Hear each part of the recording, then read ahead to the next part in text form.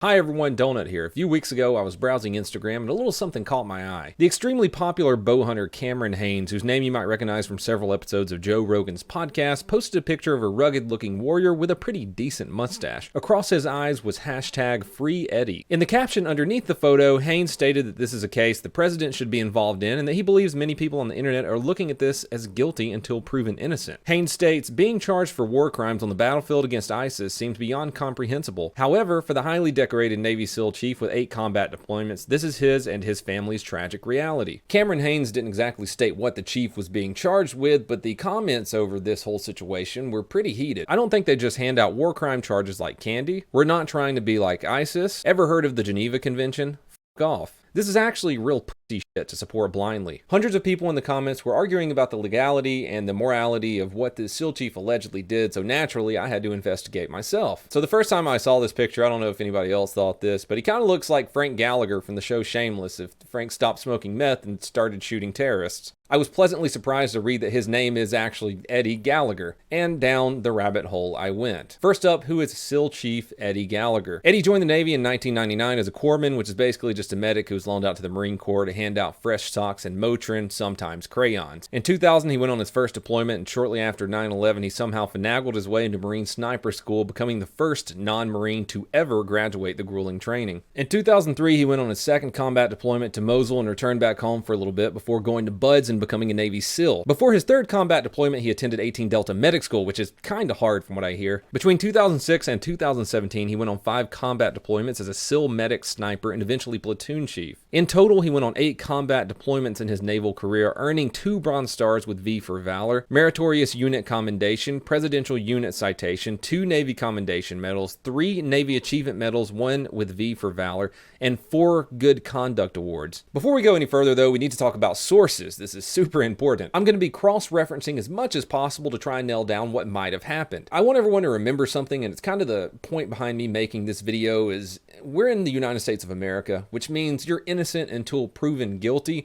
Something that the internet doesn't understand. We're going to be taking a look at the information I've spent the past week gathering. This includes info from the Navy Times, several major news sources, Chief Gallagher's friends, and even his wife, Andrea. I am going to be using a little bit of information from the journalism website Task and Purpose, even though they put out articles like, why do so many recent veterans dislike police officers, which has no factual basis other than one SF guy saying, hey, if the police are going to be using military-like weapons, they need to train with them. Not to mention, I put up an Instagram post about Chief Gallagher asking everyone's opinion, and a Task and Purpose writer got on there and put, don't admit your murder after being cleared on a national interview. Even OJ knows that. And he's not even talking about the same person I'm talking about. He's talking about the Green Beret guy that killed a bomb maker. Those comments were quickly deleted. So what has happened the past year to Chief Gallagher? NCIS launched an investigation into Chief Gallagher and several other SEALs in April of 2018, several months after their deployment to Mosul had ended. Around this time, Eddie was back home preparing to retire after putting his 20 years in. In June of 2018, the Gallagher family home was raided by NCIS dudes while Eddie's 2 sons, 18 and 8 years old, were the only ones at home. NCIS seized hard drives, cell phones, computers, electronics, pretty much anything they thought would be useful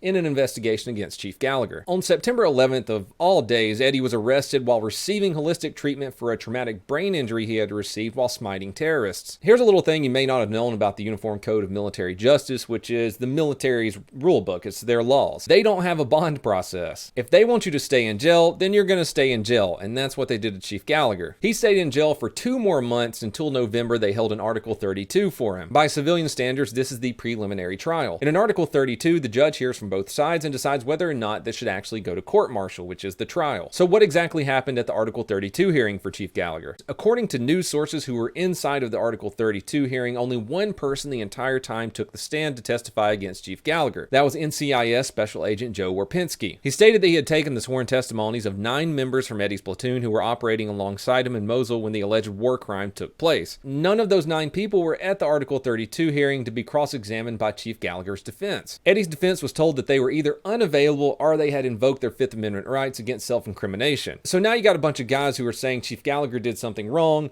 who aren't at the Article 32 to say what he did wrong, because they might have done something wrong. Let's go over what we actually do know leading up to the events, where there's a few sides to the story. Back in 2017, during Chief Gallagher's last deployment ever before retirement, Iraqi forces called in an airstrike and obliterated a 30-plus man group of ISIS fighters that they had been in a firefight with for several days. One fighter, estimated to be between 15 to 17 years old, was the only survivor. The survivor had been shot or taken some shrapnel to the legs, or both.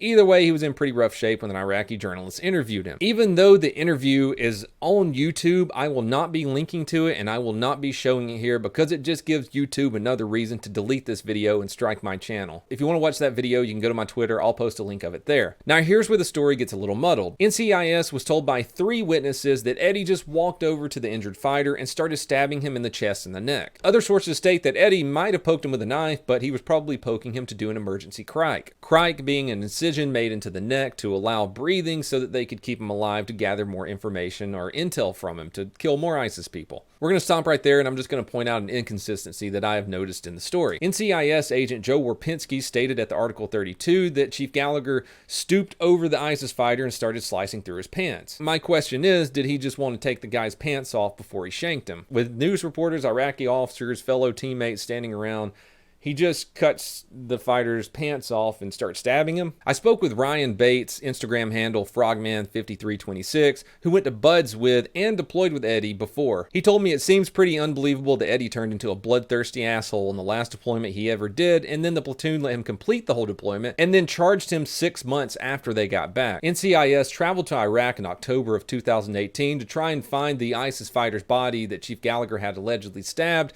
and they were unsuccessful at finding it. But while they were there, they interviewed 2 high-ranking Iraqi Special Forces officers. The general stated that Eddie was very professional, a hard worker, and was more proficient at his job than any American he had ever worked with. The Iraqi colonel stated that he was the one who brought the wounded ISIS fighter to the SEALs and that the guy didn't have much life left in him due to being struck in an artery. He went on to tell NCIS during the interview that the SEALs worked on him for a long time, then the guy died from being shot all to shit, so he and the other Iraqi officers packed up and left. He said, "Chief Ed would never do this, and why kill someone in front of so many witnesses?" The Iraqi general stated Chief Ed was long in the service, very experienced. He was hard on his men and responsible for them. They were very young and inexperienced. Chief Ed is experienced in war from lots of time in Afghanistan and Iraq, and he is very good. Chief Ed was very good with all weapon systems, especially the anti-tank rocket. He is the best chief. He was very strict with his men. He was an asshole to them, like I am an asshole to my men, because you have to be as a leader. He was very aggressive and hard on his men, never wanting to stop working or take a break. Chief Ed never wanted to stop, and he worked all the time. So why did the general throw in that last part about him being hard on his men? Remember when I mentioned there were 9 other people in Chief Gallagher's platoon who were testifying against him at the Article 32 hearing,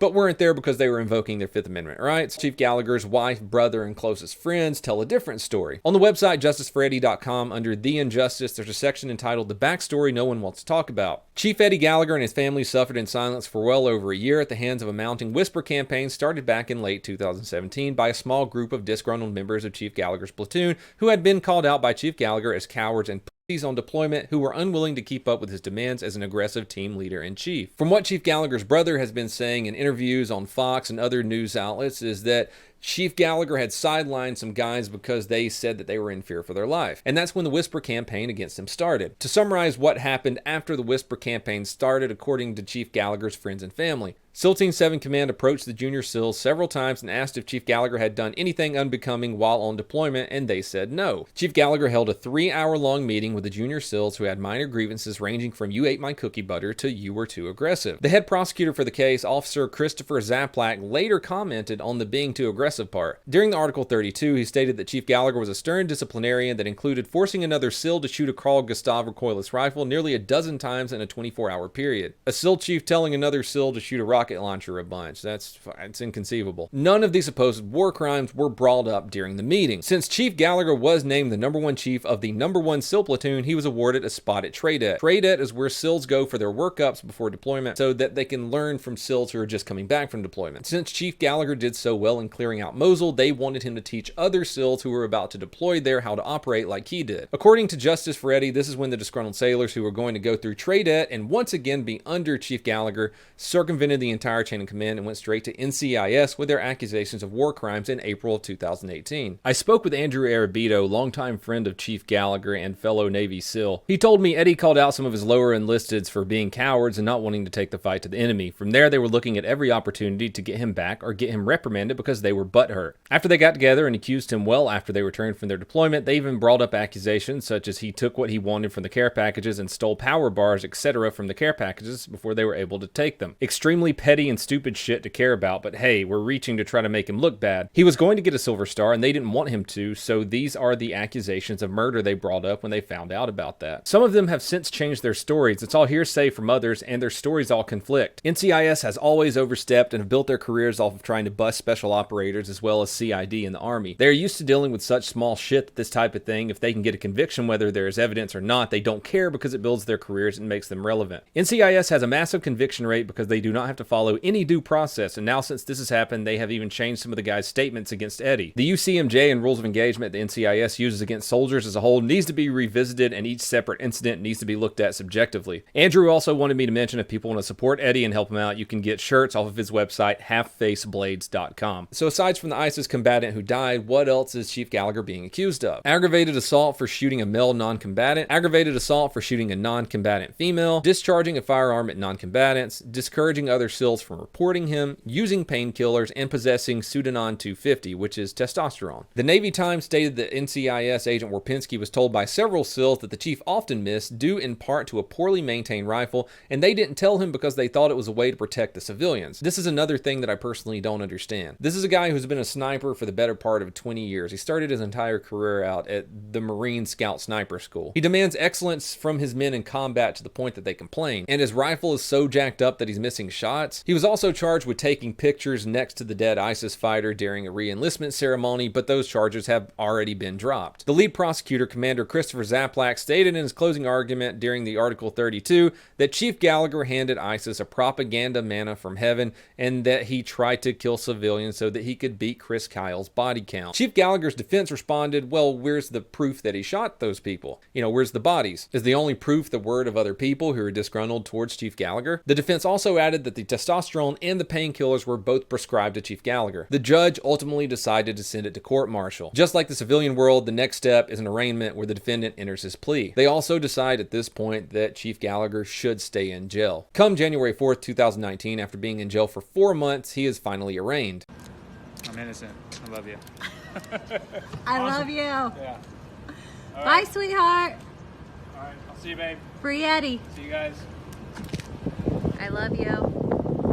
During the arraignment, several SEALs testified on Eddie's character, testified how good of a SEAL he was, and the prosecution still were sticking with the story that he was a callous murderer who stabbed an innocent teenager. Chief Gallagher entered a plea of not guilty, and they decided that they're still going to keep him in jail in Miramar until his trial/court-martial on February 19th. Let's talk a little bit about military courts while we're here. Timothy Parlatore, a former Navy officer and trial attorney, wrote an article entitled "Case Against Navy SEAL Reveals Flaws in the UCMJ." He does a pretty good job at summarizing how this whole process works and how you can kind of see there are some flaws in how court-martials and the UCMJ operate. Imagine an employer being the only one who decides if a person will be charged with a criminal offense. The employer is not a lawyer and has no experience as a criminal investigator. This employer can drop charges or pursue charges despite the abundancy or even lack of evidence. Oh, and the prosecutor and members of the jury also work for the same employer. Parlatore states that under the Uniform Code of Military Justice, decisions to prosecute felony cases are not made by professional prosecutors,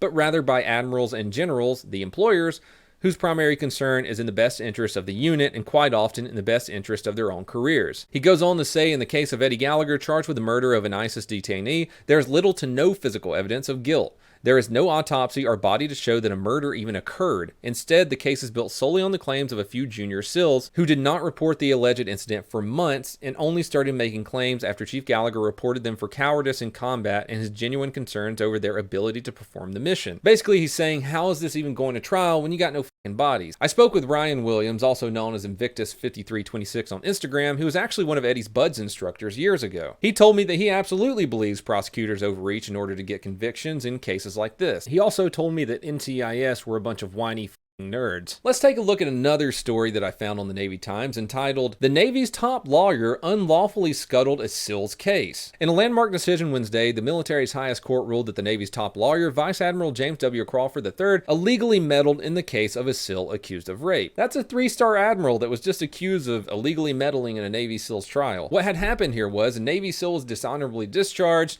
and put in jail for 3 years. Turns out that old Admiral Crawford here politically pressured the admiral who was presiding over the case into finding the SEAL guilty. This is the guy that is over the entire Navy's justice system. Guess what? He's also been accused of illegally meddling in the case of 4 SEALs who are being tried for war crimes and another case where a BUDS trainee drowned. Chief Gallagher's wife keeps saying a broken system yields broken results. Well, a lot of this looks really broken. We can all argue in the comments about what we think is wrong, what we think is right, what we think Chief Gallagher did in Mosul, but the truth of the matter is none of us were there. As I said, he's pled not guilty to all charges and his trial will be on February 19th in San Diego. I will leave a link to every single source I used in this video in the comments below if you'd like to do your own digging or research. Please let me know what you think about this case in the comments below. Quick shout out to a big sponsor of mine, Milcore, where I get all my supplements and vitamins from. You can find them at milcore.com, and if you use the code DONUT, you get 20% off your order. I swear to God, their cake batter protein is the best tasting protein shake I've ever had. So go ahead and check them out, and please everyone, have a fantastic day.